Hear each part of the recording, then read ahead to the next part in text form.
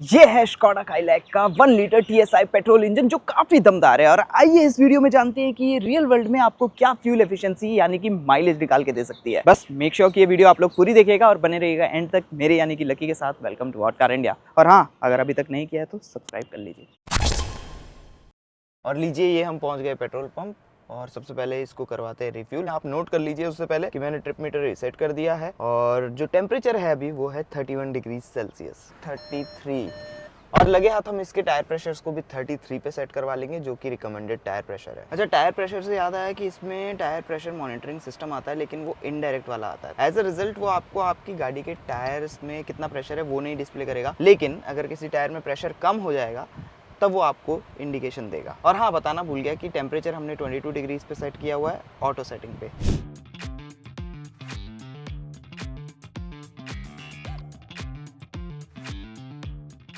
और ये सब करवा के सबसे पहले हमने हाईवे लूप करने का डिसाइड किया, तो अभी हम कुछ किलोमीटर्स कवर कर चुके हैं। और हाँ, एक चीज़ मुझे आपको दिखानी थी, सैटेलाइट जीपीएस। देखिए, हर गाड़ी में जो स्पीडो होता है उसमें कुछ ना कुछ एरर होता है ना। अब जैसे अभी का ही ले लीजिए, हम अप्रॉक्सीमेटली 50 किलोमीटर्स कवर कर चुके हैं अकॉर्डिंग टू द कार, जिसके लिए ये दिखा रही है कि 16.78 kpl की फ्यूल एफिशिएंसी ये हमें डिलीवर कर रही है। वो क्या है रियलिटी में वो तो अभी हम जब इसको रिफ्यूल कराएंगे पता चली जाएगा। लेकिन मेन पॉइंट यहाँ पे ये है कि जो हमारा जीपीएस है वो हमें शो कर रहा है कि हमने 51 पॉइंट समथिंग किलोमीटर्स कवर कर लिए हैं। तो इस एग्जाम्पल से आप लोग समझ गए होंगे कि हम जीपीएस का इस्तेमाल क्यों करते हैं। और इससे आप लोगों को एक स्टेटस अपडेट मिल ही गया कि हम कितने किलोमीटर्स कवर कर चुके हैं। बाय द वे, इतने किलोमीटर्स अभी इस गाड़ी के ऊपर कवर करने के बाद और समवेयर अराउंड 1 घंटा इस गाड़ी के सीट्स पे बिताने के बाद मैं एक चीज़ तो आपको बता सकता हूँ कि इसकी जो सीट्स हैं वो काफ़ी कंफर्टेबल है। उसके साथ में जो इसकी राइड क्वालिटी है वो भी कॉम्प्लीमेंट करती है, क्योंकि जब आप हाईवेज पे हाई स्पीड्स पे क्रूज करते हो ना, तो जो राइड क्वालिटी है वो काफ़ी सेटल्ड है, चिपक के चलती है गाड़ी, किसी तरह के बाउंसेस फील नहीं होते हैं आपको। All thanks to the suspension setup जो थोड़ा सा स्टिफर साइड पे है। हालांकि इस वजह से सिटी की राइड क्वालिटी में आपको थोड़ी सी कमी लग सकती है, जो हम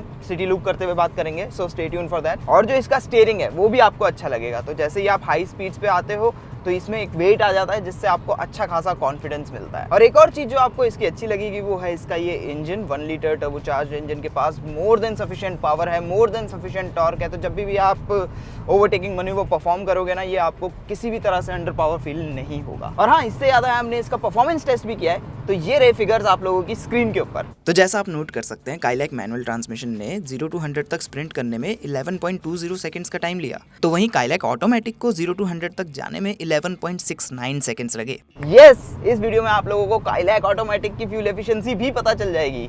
सरप्राइज अच्छा लगा तो इस बात पे एक लाइक तो बनता है, जल्दी से दबा दो। और ना, जब आप इसको एक्सेलरेट करोगे ना, तो इंजन से ना एक काफी स्पोर्टी सी पटरी साउंड आती है जो आपको काफी अच्छी लगेगी। And this brings me to the NVH, जो बेसिकली डिसेंट है। जो रोड नॉइज और टायर नॉइज है ना, वो काफी हद तक कैबिन के अंदर ट्रांसफर होती है। और लीजिए, इसी के साथ हमारा हाईवे लूप होता है ओवर, जिसके बाद हमने काइलैक को दोबारा से एकदम ऊपर तक रिफ्यूल करवाया हिला हिला के। और ये रहे रिजल्ट्स। जहां काइलैक मैनुअल ट्रांसमिशन ने 15.12 kpl की फ्यूल एफिशिएंसी निकाली, तो वहीं काइलैक ऑटोमेटिक ने 13.36 kpl की फ्यूल एफिशिएंसी मैनेज की। और अब क्योंकि फ्यूल टैंक फुल ही था, तो हम निकल पड़े सिटी लूप करने के लिए। उसको हम थोड़ी देर में पिकअप करते हैं। सबसे पहले आप लोग ये देखिए, ये काफी इंटरेस्टिंग पॉइंट है। जो इसका हॉर्न है ना, इसके बाद सुनिए,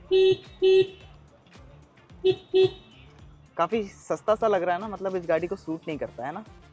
आई विश की बेटर हॉर्न होता। और इससे मुझे याद आती है ऐसी 3 बातें जो मुझे इस गाड़ी में अच्छी नहीं लगी। जैसे कि इसका ये रिवर्स पार्किंग कैमरा, जिसकी क्वालिटी डेफिनेटली बेटर होनी चाहिए थी। सेकंड, मिनिमलिज्म के चलते यहाँ पे आपको फिजिकल बटन्स नाम के ही दिखेंगे, जैसे कि यहाँ वॉल्यूम कंट्रोल करने के लिए नॉब नहीं है, और जो आपके क्लाइमेट के कंट्रोल्स हैं वो भी सारे के सारे टच सेंसिटिव हैं, जो कि काफी इरिटेटिंग है। नेक्स्ट है इसकी ये सेकंड रो सीट, जहाँ पे 3 लोग एडजस्ट तो कर सकते हैं, लेकिन यहाँ सिर्फ 2 ही लोगों के बैठने के लिए जगह है, और वो 2 लोग भी यहाँ पे थोड़ा सा इतना कंफर्टेबली नहीं बैठेंगे। क्यों? क्योंकि आपको अपने पैर फैलाने की इतनी जगह नहीं मिलती, और अगर आप फैला भी लोगे तो यहाँ पे ये काफ़ी रेस्ट्रिक्टेड स्पेस है, और बीच में आपको काफ़ी अच्छा खासा हम्प मिलता है। तो अगर तीसरा कोई व्यक्ति बैठ गया उस केस में, तो यहाँ पे जो लेग स्पेस है वो और भी ज़्यादा कम हो जाएगा। और अब बढ़ते हैं आगे, और ये हैं इसमें मिलने वाले 3 ऐसे फीचर्स जो मुझे अच्छे लगे। फर्स्ट, आपको स्टीयरिंग में टिल्ट एंड टेलीस्कोपिक एडजस्टमेंट मिलती है।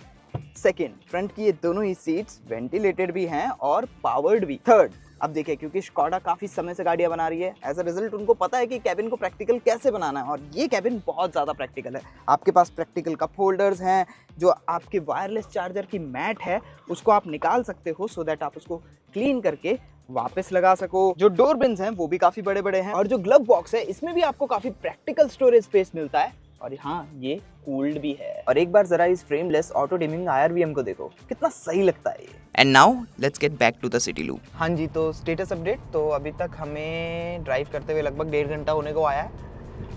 28 किलोमीटर हम चला चुके हैं सिटी में। तो आप लोग समझ रहे हो कि जब हम सिटी लूप कर रहे होते हैं तो कितना टाइम लग जाता है। और अभी तक जो फ्यूल एफिशिएंसी डिस्प्ले हो रही है वो 11.5 किलोमीटर्स पर लीटर। अगेन रियलिटी में वो कितना होगा जब हम रिफ्यूल कराएंगे उसके बाद ही पता चलेगा। अभी 36 डिग्रीज हो रहा है बाहर। तापमान है ना, वो बहुत सारी चीज़ें डिसाइड करता है, जैसे कि ऑफिस में जो तापमान होता है वो डिसाइड करता है कि आपको अप्रेजल मिलेगा कि नहीं मिलेगा। आजकल अप्रेजल का सीजन चल रहा है, आप लोग समझ ही रहे होंगे। घर में जो तापमान होता है वो डिसाइड करता है कि रात को जब आप घर जाओगे आपको डिनर मिलेगा कि नहीं मिलेगा। उसी तरह बाहर का जो तापमान होता है यानी कि एम्बिएंट टेम्परेचर, वो डिसाइड करता है कि आपकी गाड़ी की जो फ्यूल एफिशिएंसी होगी वो कितनी अच्छी और बुरी होगी। Let me give you an example.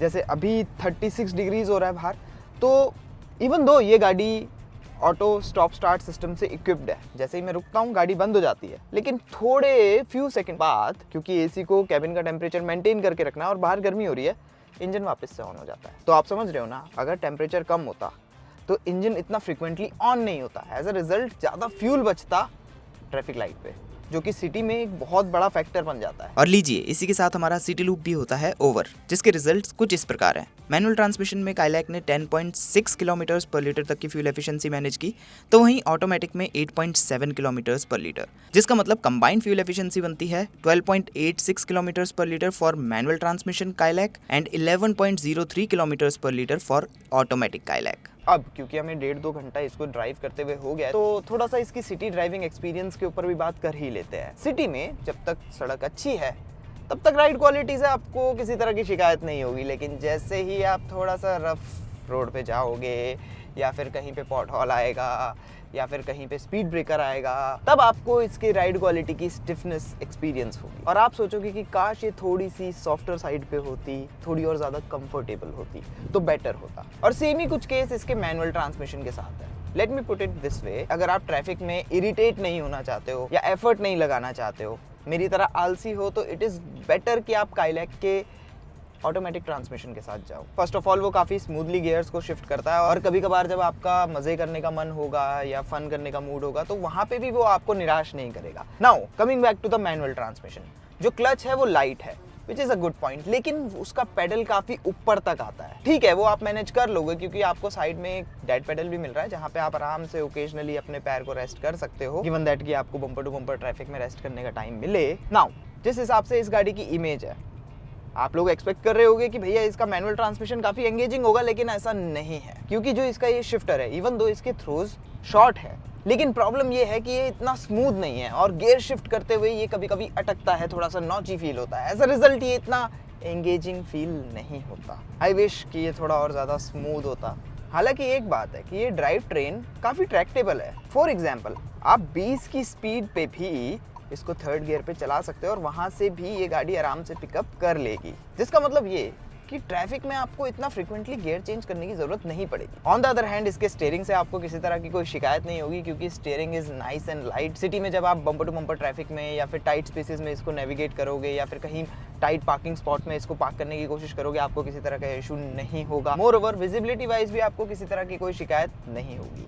And lastly ये हैं इसके अपडेटेड एक्स शोरूम प्राइसेस, जिसके अकॉर्डिंग बेस वेरिएंट के प्राइसेस 36,000 रुपये से बढ़ चुके हैं, तो वहीं टॉप वेरिएंट के प्राइसेस लगभग 46,000 रुपये से घट चुके हैं। एंड दैट्स इट, इस वीडियो में सिर्फ इतना ही। यहाँ पे क्लिक करके आप आगे की वीडियोस देखिए, और अब आप लोग बताइए कमेंट सेक्शन में आपके क्या थॉट्स है काइलैक के ऊपर। Thanks for watching.